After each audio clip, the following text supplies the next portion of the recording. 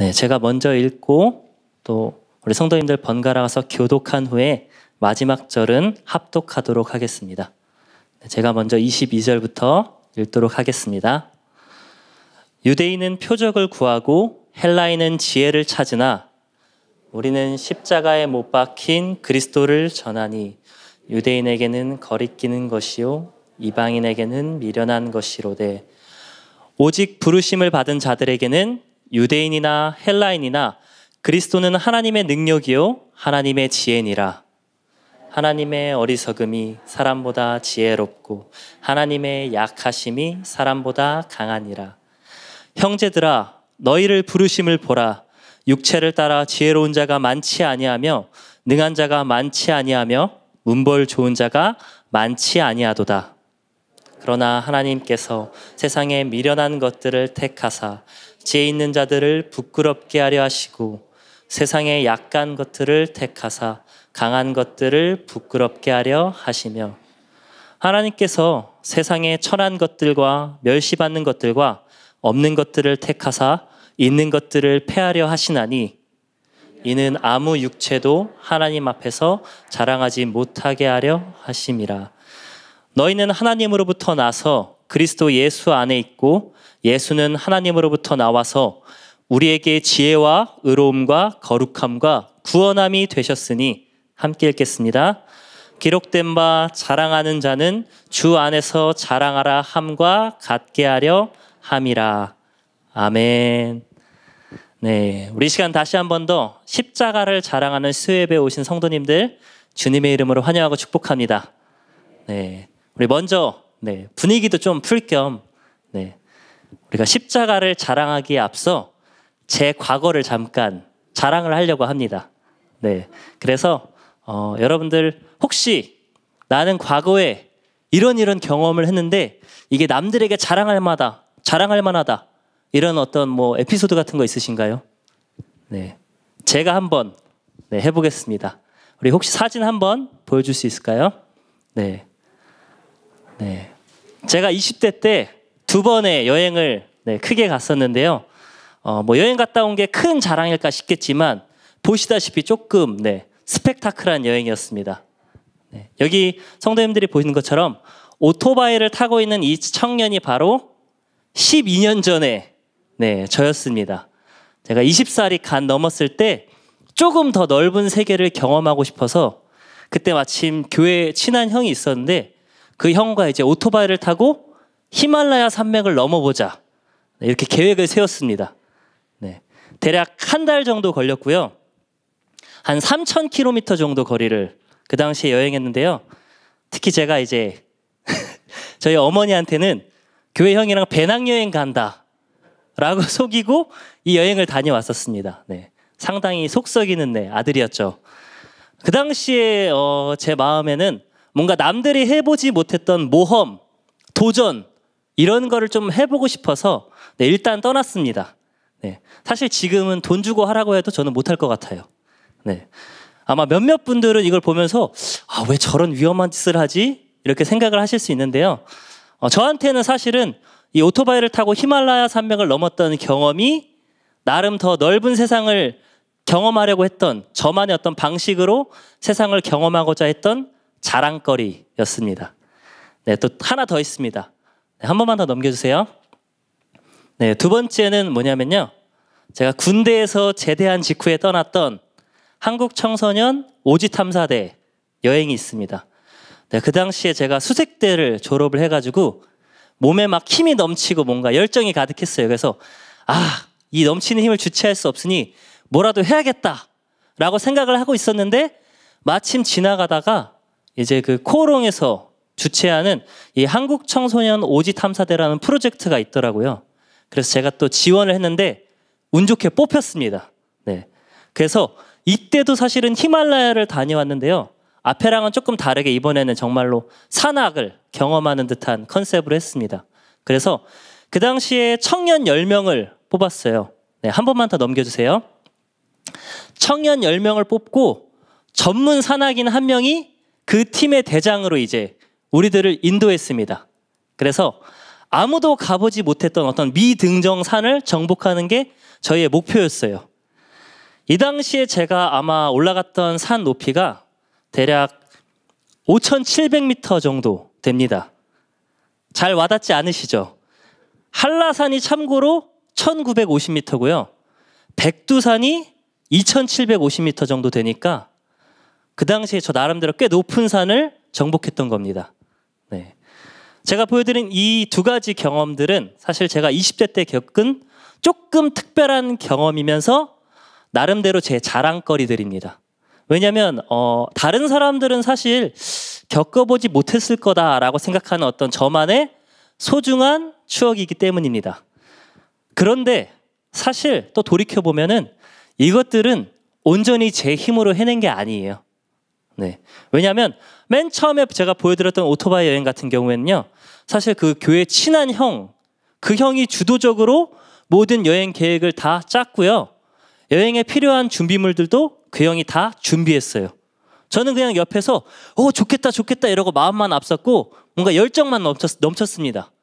그래서 둘이 여행을 가서 실제로 이렇게 오토바이로 여행을 하다가 오토바이가 고장나거나 어떤 위기 상황을 만나면 저는 어떡하지 하고 멍 때리고 있으면 그 형이 착착착착착 알아서 다 해결해 줬어요. 네. 어떻게 보면 저는 그냥 옆에서 얹혀간 느낌도 사실은 있어요. 사실은 저 혼자서는 결코 해내지 못할 여행이었다는 겁니다. 네, 두 번째 오지 탐사 때도 사실은 마찬가지예요. 나름대로 10명의 청년들한테 어떤 역할을 줬거든요.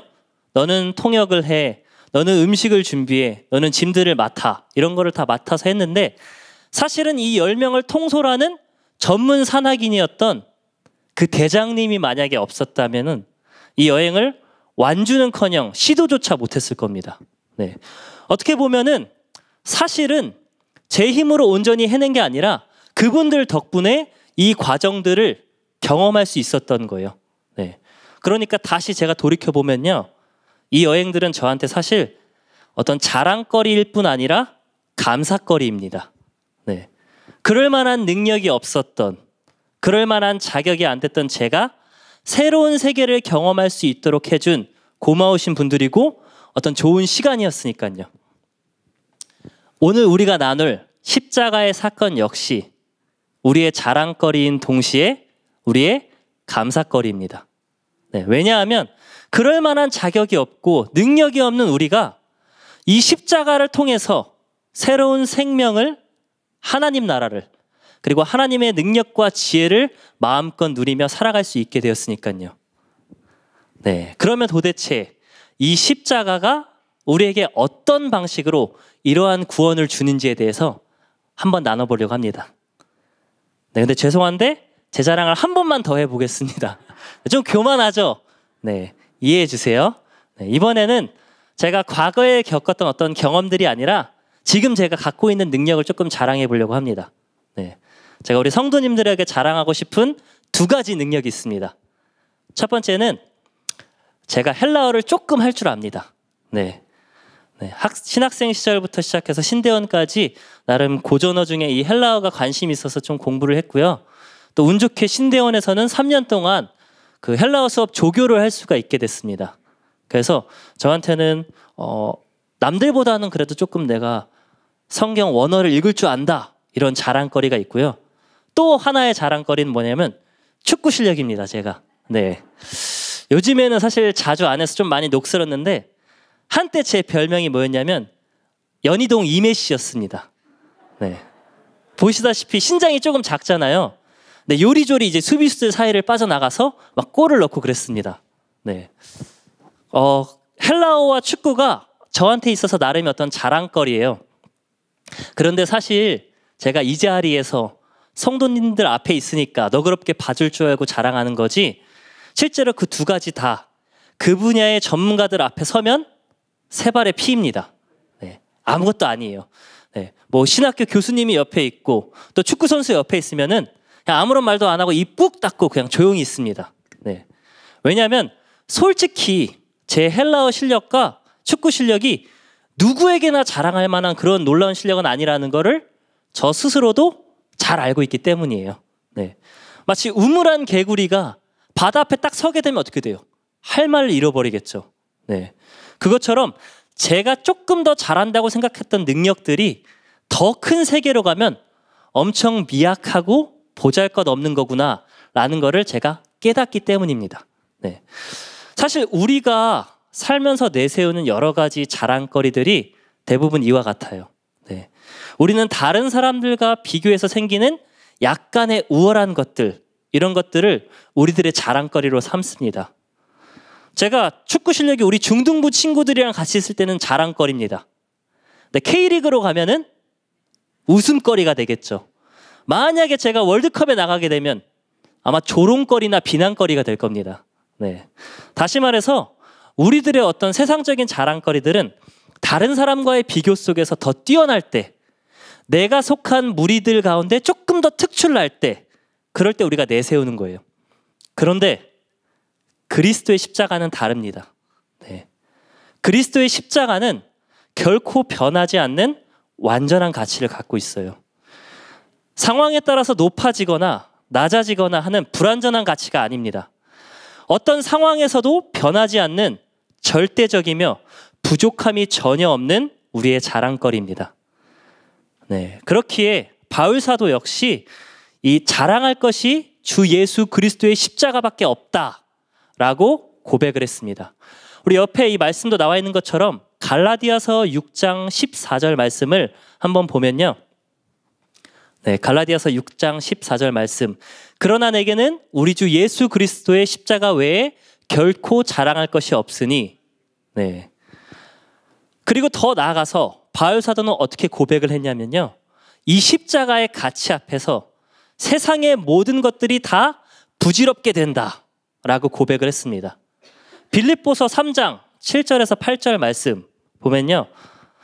그러나 무엇이든지 내게 유익하던 것을 내가 그리스도를 위하여 다 해로 여길 뿐더러 또한 모든 것을 해로 여김은 내 주 그리스도 예수를 아는 지식이 가장 고상하기 때문이라. 내가 그를 위하여 모든 것을 잃어버리고 배설물로 여김은 그리스도를 얻고. 네, 여러분, 바울 사도가 갖고 있던 것들이 혹시 무엇인지 아시나요? 바울 사도는 유대인 중에 유대인으로 난지 8일 만에 할례를 받았고요. 랍비 가말리엘의 문화에서 율법으로는 흠이 없었고 그 당대 최강의 국가인 로마 제국의 시민권을 갖고 있었습니다. 이게 오늘날로 따지면은 쉽게 이해를 하고자 하면 서울대 출신인데 미국 시민권자라는 얘기예요. 사실 이 정도면 누구나 원하는 스펙이 아닐까요? 그런데 바울 사도는 십자가 외에는 자기가 갖고 있는 이 모든 것들을 배설물로 여긴다라고 고백합니다. 도대체 어떻게 그럴 수 있었을까요? 왜냐하면 그만큼 바울 사도에게 있어서 십자가가 가진 가치가 무한하고 완전하다라는 겁니다. 여러분들이 생각하기에 높은 숫자 뭐가 있죠? 억, 조, 경, 해, 다 큰 숫자죠. 그런데 아무리 높은 숫자여도 무한대라는 숫자 앞에 가면은요, 그 크기를 비교할 수 없을 정도로 작아지게 됩니다. 마찬가지로 우리가 생각하는 아무리 긴 기간일지라도 영원이라는 시간 앞에서는요, 결국은 한순간, 일시적인 순간에 불과할 뿐이에요. 네. 그러니까 바울 사도에게 그리스도의 십자가는 무한하며 영원한 가치를 지닌 완전한 것입니다. 네. 우리 모두는 이 사실을 참으로 믿으며 세상 가운데 담대하게 그리스도의 십자가를 자랑하는 겁니다. 그래서 영생은 곧 유일하신 참 하나님과 그가 보내신 자 예수 그리스도를 아는 것입니다. 네, 우리 성도님들은 그리스도의 십자가가 정말 우리 삶의 최고의 자랑거리임을 믿으십니까? 네, 십자가에 못 박히신 그리스도 예수를 아는 지식이야말로 내 삶의 가장 중요한 가치임을 믿으십니까? 아멘. 그런데 안타깝게도 세상의 많은 사람들은 아직 이 그리스도를 알지 못하고 그리스도의 그 십자가의 가치와 의미가 어떤 것인지를 모른 채 헛된 것들을 쫓아가면서 살고 있습니다. 그래서 그 사람들한테 만약에 우리가 십자가에 대해서 말하면 그 사람들은 이렇게 물어봐요. 십자가가 얼마나 경제적이냐? 십자가가 나에게 얼마나 큰 힘을 줄 수 있느냐? 이런 걸 물어봅니다. 그리고 십자가 안에 담겨 있는 그 고난과 연약함을 보자마자 발걸음을 돌려버려요. 이 사람들은 십자가의 참된 가치와 그 의미를 모른 채 십자가 겉에 드러난 표면적인 이미지만 보고 그 가치를 판단해버린 겁니다. 근데 안타깝게도 사실 이러한 일들이 오늘날뿐만 아니라 과거 사도 바울이 살던 시대, 그리스도인들이 살던 시대에도 마찬가지였습니다. 우리가 오늘 본문에 나온 유대인들과 이방인들조차 이 십자가에 담겨진 영생의 가치와 의미를 깨닫지 못한 채 십자가를 거리끼는 것이다, 미련한 것이다 라고 평가했어요. 왜 그랬냐면 우리가 먼저 십자수 처음에 이세기 목사님이 설교했던 것처럼 유대인들한테 있어서 십자가는 저주의 형벌이었습니다. 나무에 달린 자는 하나님께 저주를 받은 자라는 그 신명기의 말씀 기억하시죠? 네, 그 말씀 때문이기도 하지만 본질적인 이유는 그 사람이 하나님의 계명인 율법을 어겼고 그 대가로 죽임을 당했기 때문입니다.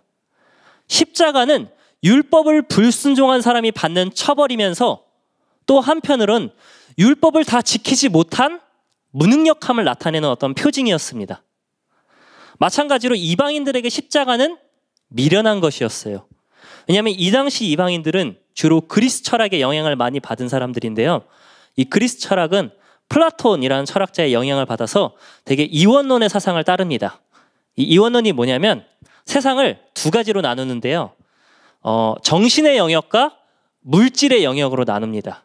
그리고 정신적인 것은 영원하면서 우월한 것, 물질적인 것은 일순간이면서 열등한 것이다 라고 생각을 했어요. 예를 들면은 수학이나 철학이나 논리학과 같이 어떤 추상적인 것들을 다루는 학문은 진리에 가까우면서 우리 귀족들이나 철학자들이 다루는 거고, 육체 노동이나 아니면 상거래 가치, 몸을 쓰고 어떤 물질적인 것들을 다루는 거는 평민이나 노예들이나 하는 것, 이런 식으로 생각을 했습니다. 근데 그런 이 이방인들에게 있어서 인간의 몸으로 와서 어부나 세리랑 어울리는 메시아라니, 거기다가 십자가에 못 박혀 죽은 메시아라니, 이 사람들이 생각하는, 이 사람들이 추구하는 지혜와 비교해 볼 때 십자가는 미련하게 보일 수밖에 없었습니다. 그래서 십자가에 못 박힌 그리스도는요, 유대인들에게는 무능력하며 거리끼는 것이었고요, 이방인들에게는 물질적인 것이며 미련한 것이었습니다. 그런데 고린도전서 1장 24절은 이 무능력하고 미련하게 보이는 그리스도가 사실은 하나님의 능력이고 하나님의 지혜다라고 말을 하고 있습니다. 단 하나의 부족함 없이 하나님의 구원 계획을 모두 성취하신 하나님의 능력이며 지혜다라고 하는 겁니다. 이 사실이 어떻게 가능할까요? 왜냐하면 십자가에 못 박히신 그리스도만이 우리에게 진정한 구원을 주시기 때문입니다. 네, 우리 지난주에 최모세 목사님의 설교를 통해서 그리스도의 십자가가 우리의 모든 죄를 용서해 주셨다라는 사실을 같이 나눴는데요. 로마서 8장 1절 말씀을 보면 이렇게 나와 있습니다. 그러므로 이제 그리스도 예수 안에 있는 자에게는 결코 정죄함이 없나니. 네, 사실 이것이 엄청난 은혜이며 놀라운 구원의 소식입니다. 네, 정죄함이 없다라는 사실은 우리의 모든 죄가 용서받았다는 사실이에요. 제가 세례를 할 때, 그 세례 교육을 할 때 그 교육받는 친구가 이 사실에 대해서 많이 들어왔으니까 이렇게 생각을 하고 있더라고요. 그래서 제가 쉽게 이해할 수 있도록 예를 들어줬습니다. 그 친구가 마침 아이폰을 들고 있었거든요. 성현인데 내 실명 말하겠습니다. 성현아, 전도사님이 만약에 내가 네 아이폰을 들어서 이렇게 부셔버렸어. 그럼 너 전도사님을 용서할 수 있겠니? 이렇게 물어봤습니다.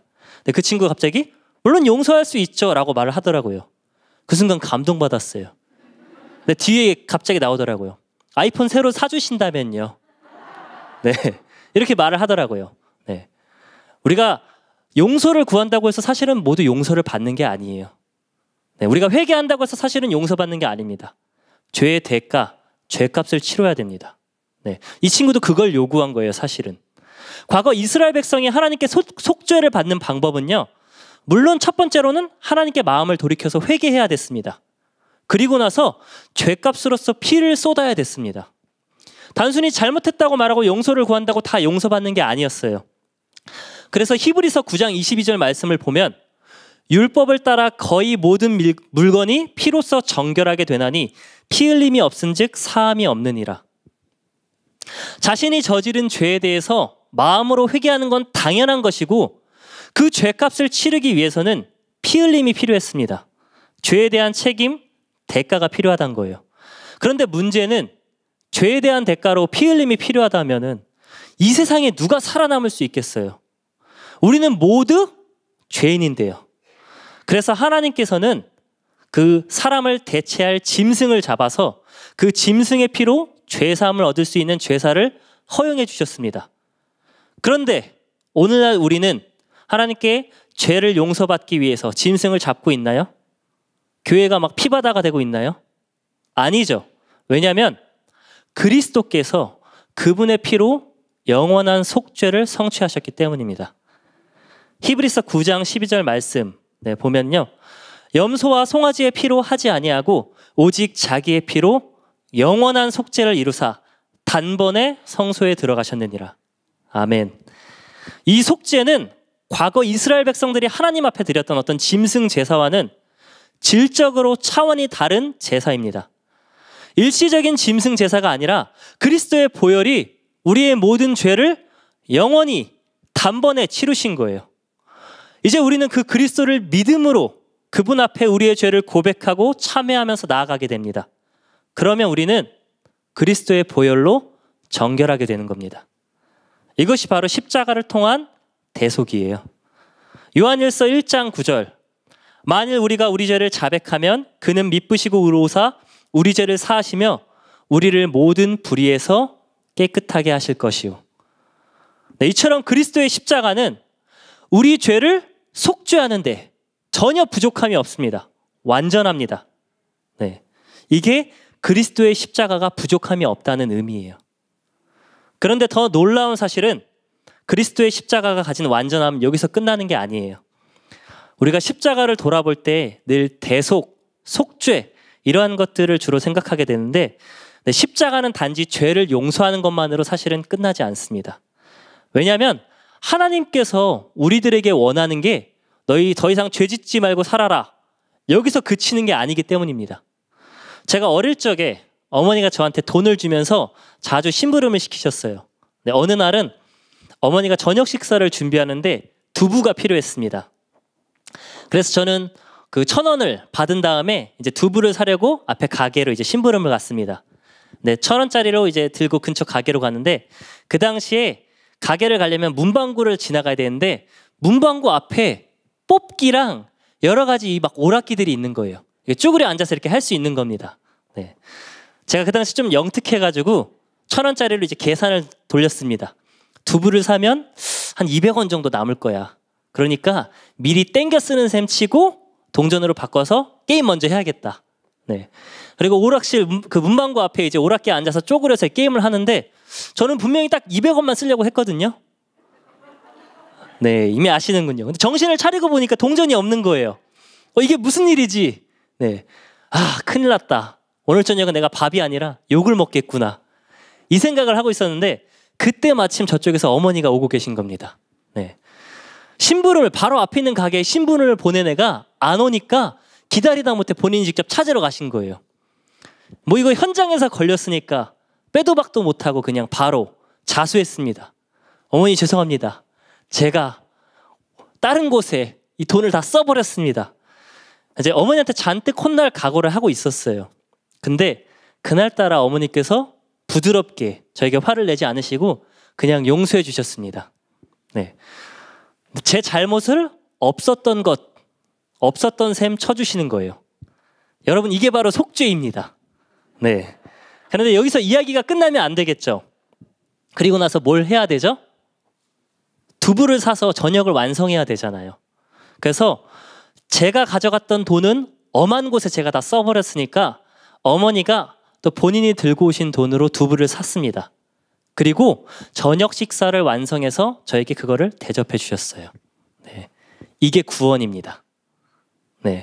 그리스도의 십자가는 단순히 우리의 죄값을 치르는 속죄뿐만 아니라 하나님께서 우리에게 요구하셨던 그 의로움을 모두 성취하신 사건입니다. 네. 우리가 단순히 죄 짓지 말고 살자를 넘어서서 의를 성취하는 삶으로 우리들을 인도하시는 거예요. 네. 의를 성취한다는 게 무슨 말이죠?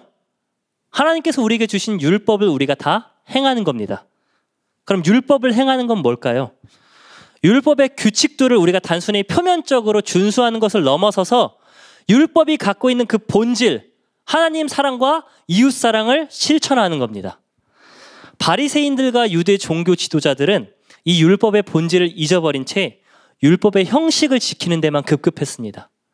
그래서 그 사람들은요, 그 규칙을 쪼개고요. 또 세세한 규정들을 늘려가면서 그것들을 지키면 다고 자기들의 의를 드러냈어요. 그리고 그런 형식에 집착하면 집착할수록 하나님을 사랑하기보다는 남들을 정죄하기 바빴고요. 이들의 행실은 겉으로 보기에는 고고해 보였지만 그 안에는 자기 욕망을 채우기에 급급했습니다. 그런데 그리스도께서는 하나님을 사랑하셨기 때문에 하나님의 뜻에 따라 자기를 비워 사람들과 같이 되셨고 십자가에 못 박혀 죽으셨습니다. 그리스도께서는 우리 사람들을 사랑했기 때문에 죄 없으심에도 불구하고 우리의 모든 죄를 대신 짊어지고 죽으셨습니다. 네. 결국 그리스도는 하나님 사랑과 이웃 사랑이라는 율법의 본질을 다 이루고 완성하신 겁니다. 로마서 3장 4절 말씀을 보면요, 이렇게 나와 있습니다. 그 앞에 이스라엘입니다. 이스라엘은 하나님의 의를 모르고 자기 의를 세우려고 힘써 하나님의 의에 복종하지 아니하였느니라. 그리스도는 모든 믿는 자에게 의를 이루기 위하여 율법의 마침이 되시니라. 그리스도께서는 죽기까지 순종하심으로 우리 모든 자들을 위한 의로움을 다 이루셨습니다. 네. 우리가 그리스도를 믿음으로 그분의 공로와 그분의 의로움이 이제 우리의 것이 되는 겁니다. 그리고 그 의로움은 하나님께서 우리에게 요구하셨던 의로움이에요. 빌립보서 3장 9절 말씀. 그 안에서 발견되려 함이니 내가 가진 의는 율법에서 난 것이 아니요 오직 그리스도를 믿음으로 말미암은 것이니 곧 믿음으로 하나님께로부터 난 의라. 사도 바울의 이 고백을 보면요, 우리가 이제 사도 바울에게 있어서 십자가 외에 다른 모든 것들이 다 배설물과 같이 여겨진다 라는 고백이 왜 나왔는지를 이해할 수 있게 되는 겁니다. 유대인 중에 유대인, 난지 8일 만에 할례를 받고 율법으로는 흠이 없으며 당대 최강 국가인 로마 제국의 시민권, 이것들 중에 하나도 사도 바울에게 참된 구원을 가져다 줄 수 있는 게 없었다는 거예요. 오직 그리스도를 믿음으로 말미암아 속죄함을 받고 의롭게 여겨지는 것, 오직 그것만이 사도 바울에게 참된 구원이다 라는 사실을 깨달았던 겁니다. 물론 그렇게 변하기 위해서는 부활하신 예수님을 우리가 만나야 됩니다. 그분의 말씀을 듣고 이전까지의 인생과는 180도 다른 삶으로 변화되는 경험이 있어야 되는 거예요. 또 매일매일의 삶 속에서 예수로 죽고 예수로 사는 삶을 살아야 되는 겁니다. 이 모든 것이 부족함 없는 그리스도의 십자가의 사랑과 은혜로 가능하게 된 것입니다. 네, 이제 제가 다시 한 번 더 성도님들에게 질문을 하고 싶습니다. 성도님들에게 있어서 진정한 자랑거리가 무엇입니까? 오직 그리스도의 십자가만이 여러분들의 자랑거리십니까? 저 역시 그리스도의 십자가만이 저에게 있어서 유일한 자랑거리임을 고백합니다. 아멘. 그리고 제가 이쯤에서 또 한 가지 여러분들에게 고백할 것이 있습니다. 뭐냐면 저는 어릴 적부터 교회를 다녔고요. 예수님을 믿었습니다. 네. 성도님들 앞에서 이런 말 하는 게 사실은 좀 부끄럽지만, 네. 어떻게 보면 번데기 앞에서 주름 잡는 거지만 제가 고등학교 때 나름 신앙생활을 좀 한다라고 자부했습니다. 제가 많이 교만하죠. 네. 지금은 좀 겸손합니다. 네. 그런데 그 당시 고등학생이던 저한테 해결되지 않은 하나의 문제가 있었어요. 뭐냐면 그리스도의 십자가가 분명히 나의 모든 죄를 해결해 주셨고 그리스도의 십자가가 하나님께서 요구하신 모든 의를 성취해 주셨는데 왜 나는 여전히 연약하고 유혹에 넘어가고 실패하는지, 이런 부분들이 너무 답답한 거예요. 왜 전혀 내 삶은 변화되지 않는 것처럼 느껴지고 그리스도를 닮아가겠다고 고백을 하면서도 때로는 더 멀어지는 것처럼 느껴지는지, 이거에 대해서 자괴감을 느끼고 더 나아가 죄책감에 시달릴 때가 있었습니다. 네. 왜냐하면 정말로 십자가가 부족함이 없다면, 예수님께서 정말로 사역하신 그 사역들이 완전하다면 그 십자가를 믿는 자들에게도 참된 변화를 이끌어내야 되는 거 아닌가라는 질문이 나왔었어요. 예를 들어서 도박 중독에 걸린 사람에게 빚을 청산해주고 돈을 줍니다. 그럼 그 사람은 어떻게 할까요? 그 돈 들고 또 도박하러 가겠죠. 범죄자에게 만약에 육신의 질병을 앓고 있는 범죄자를 치료해줘요. 그럼 그 사람은 건강한 몸으로 또 범죄를 저지를 수 있겠죠.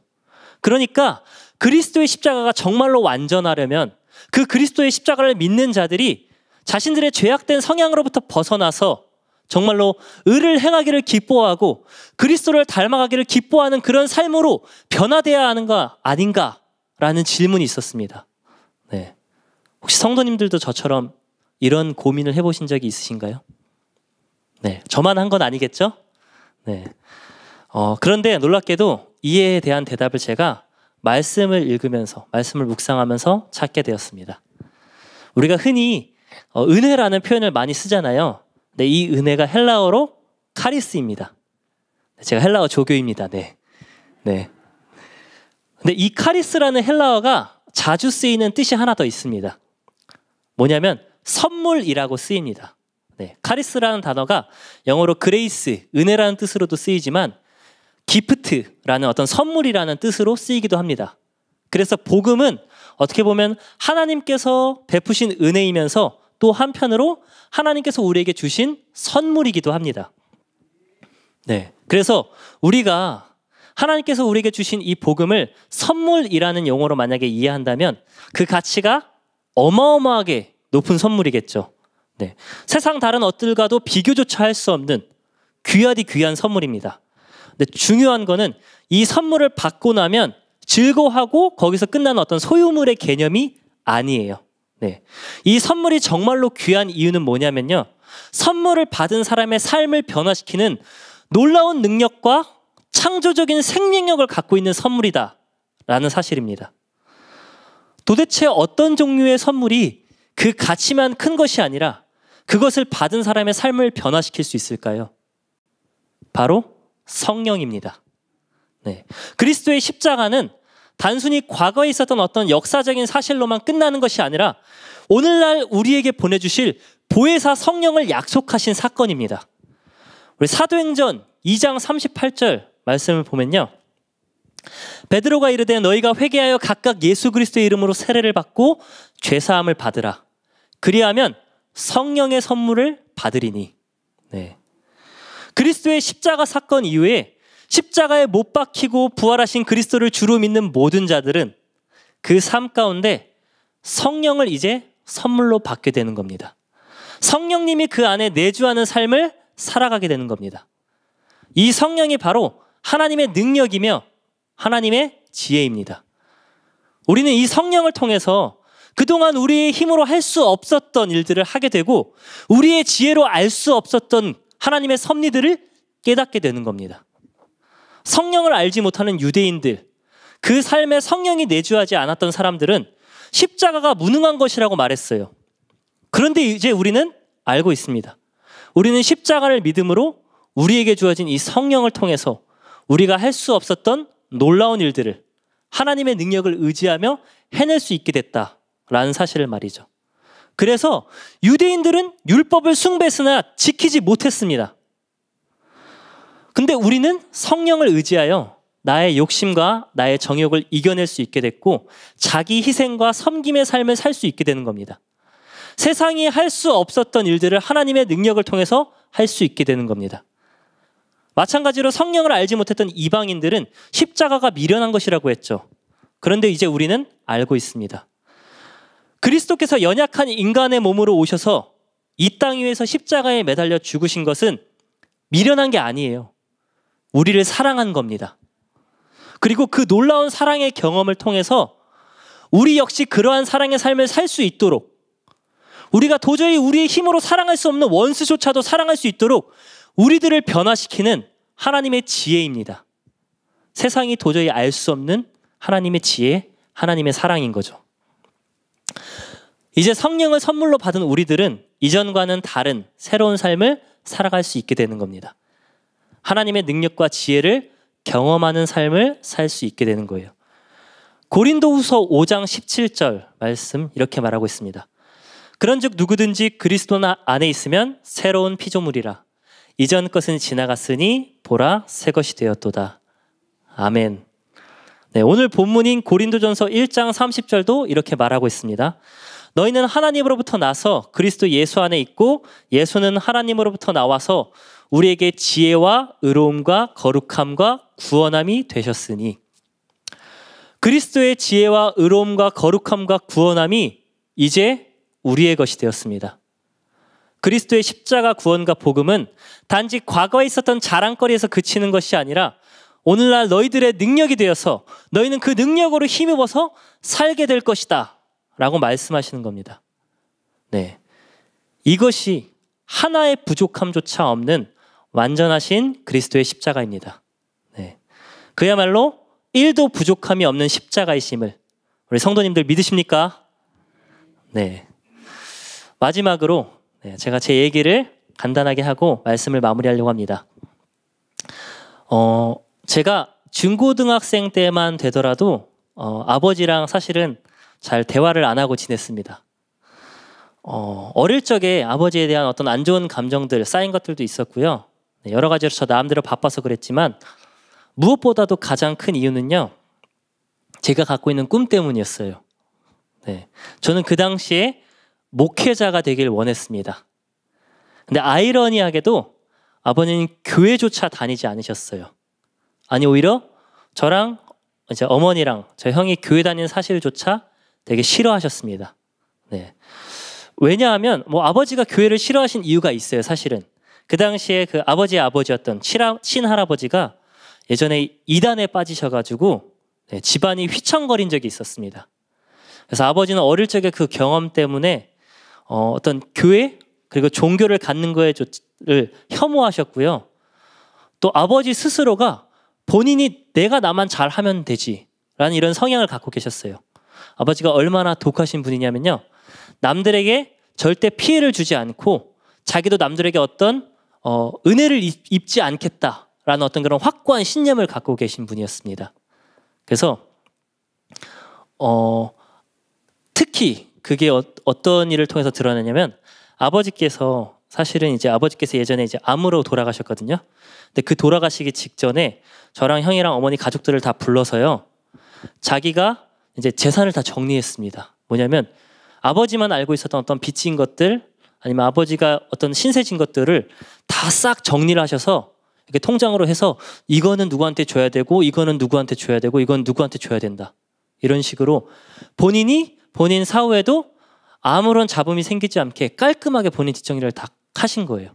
네, 그거 보면서 저랑 가족들이 이렇게 말했죠. 역시 아버지답다. 네, 그만큼 아버지는 본인의 어떤 확고한 자기 신념이 강하신 분이었어요. 그래서 한 번 마음 먹은 거는 절대로 변하지 않는 분이다 라는 걸 가족들이 모두 알고 있었어요. 문제는 제 꿈은 목회자인데 아버지는 교회조차 다니지 않으십니다. 네, 아버지는 제가 교회 다니는 건 어쩔 수 없이 허락은 하셨지만 때때로는 교회에 찾아와서 저랑 어머니를 끌고 간 적도 있어요. 집으로 오라고. 언제까지 거기 있을 거냐고. 그런데 제가 신학교를 가겠다고 말하는 순간 어떻게 될까요? 호적에서 깔끔하게 정리가 되겠죠. 네. 그래서 제가 이 부분이 너무나도 제 큰 기도 제목이었습니다. 어릴 때부터 초등학교, 중학교, 고등학교, 대학교에 들어갈 때까지 저는 기도 제목이었어요. 그리고 제가 사실은 고3 때 그래서 결국은 신학교를 못 갔습니다. 아버지의 강한 반대 때문에 제가 그냥 성적에 맞춰 일반 학교를 갔어요. 그리고 거기서 학교를 다니면서 제가 계속해서 고민이 됐습니다. 내가 지금 여기서 뭐 하는 거지? 내가 하고 싶은 일은 따로 있는데. 그래서 저도 아버지의 그 아들이니까 만만치 않잖아요. 제가 어떤 결정을 내렸냐면 그냥 자퇴서를 냈습니다. 혼자서. 본인과 상의 없이. 자퇴서를 내고요. 그리고 나서 혼자 몰래 다시 시험을 준비했습니다. 이제 아버지한테는 학교 다녀오겠습니다 라고 말하고 나가서 공부를 하는 거예요. 그냥 밖에서 시험을 다시 준비하는 겁니다. 신학교를 가기 위해서. 그런 식으로 2, 3개월 지나다가 돌려서 이제 아버지가 알게 된 겁니다. 네. 그리고 나서 저를 딱 부르더라고요. 그리고 나서 이제 아버지랑 1대1로 이제 대화를 했습니다. 남자 대 남자로. 아버지, 저 이렇게는 못 살겠습니다. 이거 어차피 제 인생이잖아요. 저 신학교 가고 싶습니다. 목회자 되고 싶습니다. 허락해 주세요. 아버지가 그때 아무 말씀을 안 하셨어요. 계속 아무 말씀을 안 하시다가 그래, 네 인생 네 맘대로 해. 대신에 나는 너를 도와주지 않겠다. 이렇게 말씀하셨어요. 그리고 나서 저는 이제 어머니의 도움을 받아서 공부를 해서 신학교에 들어갔습니다. 그리고 나서도 제 마음 한켠에 계속해서 기도 제목이 있었어요. 아버지가 신앙을 가지면 좋겠다. 정말로 간절히 기도했습니다. 금식 기도도 해봤고요. 밤새서 기도를 해봤고요. 가족들 같이 기도원에 가서 아버지 변화시켜주기 전까지 내려오지 않겠다라고 기도도 했습니다. 물론 먼저 내려왔죠. 네, 힘들었습니다. 그런데 놀랍게도 제가 신학교에 가서 학창 생활을 하면서 아버지가 변화되셨습니다. 네, 제가 이렇게 말을 하지만 그리고 변화됐구나라고 생각을 하지만 저한테는 사실 이게 기적 같은 일이었어요. 홍해 바다가 갈라지는 것보다 더 큰 기적이었습니다. 왜냐하면 저는 20년을 살면서 평생을 살면서 제 아버지를 압니다. 이분은 절대로 허투루 말할 분이 아니고 이분은 본인 신념과 본인이 생각한 가치관이 쉽게 변할 분이 아니다. 근데 그 아버지가 교회에 나오셨고요. 눈물로 기도를 하셨습니다.